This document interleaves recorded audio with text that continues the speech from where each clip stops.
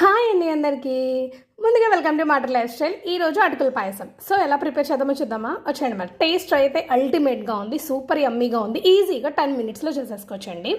ముందుగా 4 కప్పుల పాలు తీసుకోవాలండి. 3 కప్పుల పాలు 1 కప్పు నీళ్ళు తీసుకున్నా పర్వాలేదు. సో పాలను బాగా మరిగించుకుని పక్కన పెట్టేసుకోవాలి.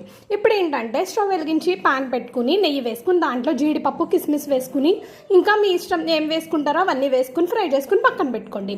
ఇప్పుడు ఏంటంటే 4 కప్పుల పాలకి 1 కప్పు అటుకులు తీసుకుని నేతిలో ఒకసారి జస్ట్ వేయించుకోండి. నేనైతే అటుకుల్ని బాగా కడిగి శుభ్రంగా తీసుకున్నానండి. సో మీరు కూడా అలా చేయండి. సో అటుకులు లైట్ బ్రౌన్ కలర్ వేగాక ఆ మరిగిన పాలు ఉన్నాయి కదండి, దాంట్లో వేసండి. కొద్దిగా చిక్కబడ్డాక 2 యాలక్కాయలు దంచుకుని వేసుకోండి. ఇంకొంచెం చిక్కబడ్డాక కొద్దిగా బెల్లం వేసుకోండి. బాగా మరిగించుకోవాలండి. ఇంకొంచెం దగ్గర పడేదాకా వెయిట్ చేయాలండి, అంటే మనం తినే కన్సిస్టెన్సీ వచ్చే వరకు. సో దాని తర్వాత ఏంటంటే మనం ముందుగా వేయించుకున్నాం కదా డ్రై ఫ్రూట్స్ అని వేయించుకుని ఒక సర్వింగ్ బౌల్లోకి తీసుకుని సర్వ్ చేసుకోవడమే. చాలా యమ్మీగా ఉందండి. ఈజీగా స్వీట్ తినాలనుకున్నప్పుడు వెంటనే చేసుకోవచ్చు. సబ్స్క్రైబ్ చేసుకోండి.